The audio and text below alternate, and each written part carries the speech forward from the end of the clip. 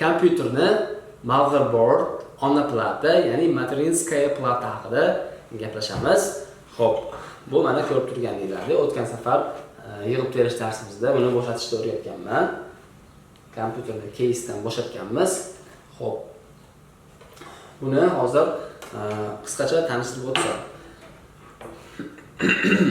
Bu plata har bitta kompyuter qurilmalariga ulanadi. Ya'ni kompyuterni case'dagi kerakli bo'lgan qurilmalar bunga juda ko'p joyda ulanadi. Misol azusi, video kartasi, vinti, tosh, mana misol o'rtadagi tosh mana. O'sha o'rtadagi tosh. O'tgan safar yig'ib terish darsimizda ko'rib chiqqanmiz.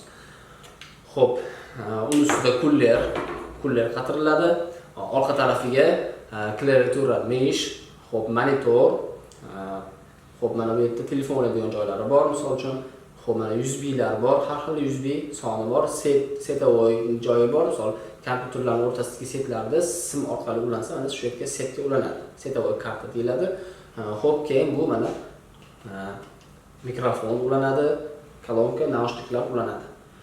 Xo'p, shu bizning ona platamiz. Materinskaya plata. Xo'p. Bu yerdagi tosh mana. Tosh bu azu tushadigan joylari, 4 ta azugacha joylashtirishingiz mumkin. Tosh bu mikroprotsessor, ya'ni i3 toshlar, i5 toshlar, i7 toshlar, Celeron toshlar, Intel toshlar degan nom bilan nomlangan.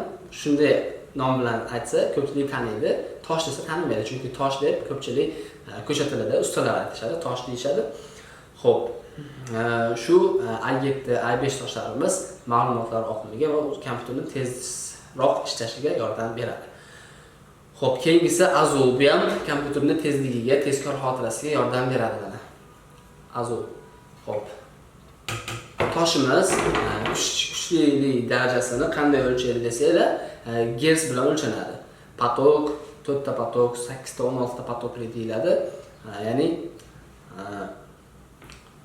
gersi bor, misol i3 tosh 3 gerz bo'lishi mumkin. i7 misol uchun balandroq gerz bo'lishi mumkin.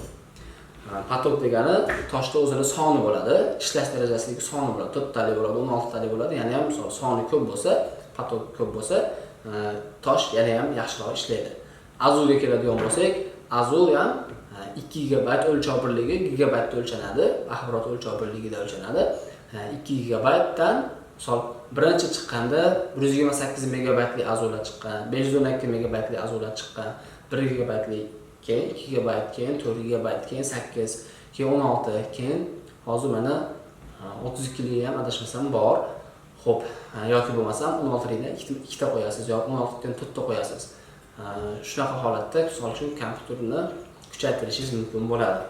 Azusi ham tezkor xotiraga yordam beradi. Xo'p. Keyin mana bu yeriga blok pitaniyani asosiy tok yetkazib beradigan simi bor, katta shu yerga tushadi. Xo'p, keyingisi bu tosh deymana, toshning blok pitaniyani simi tushadigan joyi mana shu yerga ulanadi. Xo'p, keyingisi mana bu yerda video karta, bu yerda ham ikkita video karta tushadi bu plataga. Bu professional plata, Asus kompaniyasiga tegishli. Asus kompaniyasi ishlab chiqargan. Tagida zvukovoy karta, shunga o'xshagan yana setavoy kartalar, TV kartalar ulanishi mumkin. Mana ikkita alohida nimasi bor. Ikkiga mana tagida panellari bor. Bu yerdagi o'tgan safar yig'ib terish darsini ko'rib chiqdik. Case'imiz oldidagi USB, o'chirib yoqish, perizakusiya qilish knopkalari sim bilan mana shu tagiga ulanadi. Asosan shu tagiga ulanadi. Keyin mana bu yerda batareyka bor, bu yerda chipset bor. Xo'p, bu yerda SATA shlef tushadigan joylari bor. Mana SATA shlef bu vintni SATA shlefi o'tgan safargi videoda ko'rib chiqdik. Vint misol bitta SATA pitani ulanadi, tok yetkazib beradigan, keyin plata o'qishi uchun SATA shlef degan sim bor. Platani kompyuter vint bilan bog'lab beradi. Ya'ni bir-birini ko'rib olish uchun, tanib olish uchun plus SATA shlef degan sim bilan ulanadi. Mana 4 ta bu platada 4 tagacha imkoniyat bor. 4 ta emas ekan, yon boshda yana bor ekan, mana 2 ta, 6 tagacha SATA shlefli narsa ulasak bo'ladi. Xo'p, platalar turi juda ham ko'p. Platalar har xil turlari bor. Misol bu Asus kompaniyasi chiqargan bo'lsa, uni juda ko'p kompaniyalar chiqargan platalar bor. Xo'p, Lekin asos bitta. Tosh tushadi, azot tushadi, video karta tushadi, звуковой karta, video karta tushadigan bitta alohida sloyd bo'ladi, azot tushadigan sloyd bo'ladi. Xo'p, звук tiki bo'ladi, световой karta USB bo'ladi, monitor bo'ladigan bo'ladi. Shunaqa. Asosi bitta, lekin kompaniya har xil bo'lishi mumkin, joylashuvi har xil bo'lishi mumkin, rangi har xil bo'lishi mumkin, lekin asosi bitta. Blok bittadan tushadigan joyi, blok bittadan tushadi, qayerda bo'lsa ham, misol uchun tushadigan joyi bo'ladi.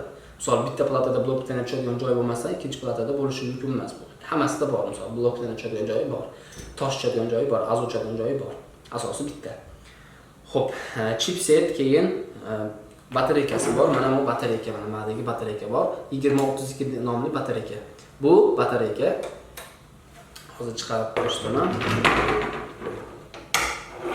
Bu yerda mana temirni qisinglar chiqadi. Mana shunaqa batareyka e'tibor bergan bo'lsangiz, hali soatli batareykalarning kattasi 2032 deydi. Kompyuterga tushadiganini so'rasanglar, plataga tushadigan, mana kompyuterga tushadigan, plataga tushadigan batareyka. Bu kompyuterni soatida ushlab beradi. Misol uchun bugungi sana mana soat bo'ldi deydi-yu. Agar tosh qanaqa batareykangiz bo'lmasa, kompyuteringiz har yonganda o'zi avtomatik 2000-yil, misol 2021-yil bo'lsa ham 2000 ga o'tib qoladi, soat holiga vaqt o'tib qoladi. Hozirgi vaqt ushlab berib turadigan shu batareyka hisoblanadi. Buni ishlayotgan, ishlamayotganini g'ayritabiiy holatda bilish mumkin. Ya'ni tillarga tekizib ko'rasizda, jiz etadi, ya'ni tok bilinadi, razryad borligi bilinadi. Agar hech narsani sezmasanglar, batareyka o'lgan bo'ladi yoki bo'lmasa soatni o'zidan ham bilib olsanglar bo'ladi. Misol soat har yonganda o'zgarib ketib qolsa, demak batareykasi o'lgan bo'ladi. Xo'p. Chipset degan narsasi bor. Bu ham mikroprosessorga o'xshagan platani tosh desak ham bo'ladi. Bu narsani o'zbek tilida tushuntirish qiyin.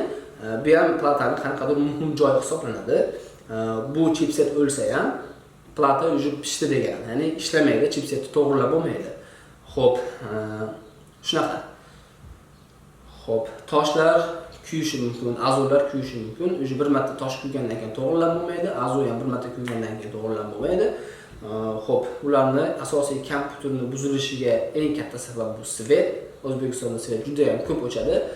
O'chganida shu ichidagi toshlari, azotlari, video kartalari kuyib qolish ehtimoli bor. Shuning uchun birinchi darsimizda UPS tanishib o'tdik, ya'ni qanchadir muddat akkumulyator qanchadir muddat kompyuteringizni o'chirib olishingizga yordam beradi. Ya'ni kompyuterni knopkadan tikkata o'chirib qo'yish yoki svet o'chganda faqat o'chib qolishi u kompyuterga zarar bo'ladi. Lekin kompyuterning sistemasiga kirib turib, zavershini работа qilib, o'zingiz kompyuterni o'zini o'chirganda, zavershini bosganingizdan keyin o'zi o'chganda u zarar bo'lmaydi. U bilan buni farqi bo'ladi. Chunki kompyuter ishlayotgan paytda faqat o'chib qolsa, birinchidan kuller deyman, ichidagi qurilmalari zarar ko'rish ehtimoli bor, kuyishi mumkin. Yoki tok o'ynab ketganda kuyishi mumkin, yoki svet o'chib yonganda kuyishi mumkin. Keyin vintimiz ichida temir disk bo'ladi. Ichidagi vintlarimizni temir disklar ishlayotgan paytda svet paq o'chsa, misol uchun aylanayotgan narsa to'xtatdi, o'zini 0 dagi darajasiga borish uchun chizib qaytadi. Ya'ni temir disk chizib oladi. Bed sektor shundan paydo bo'ladi. Ya'ni vintda o'zida bed sektor degan joylari bor. Misol yomon joylari, chizilgan joylari bo'lishi mumkin. Vintlardan ko'rib chiqamiz. Xo'p, aytmoqchi bo'lganim shulardan iborat edi. Keyingi darsligimizda xudo xolasa bundan ham qiziqarli ma'lumot bo'ladi.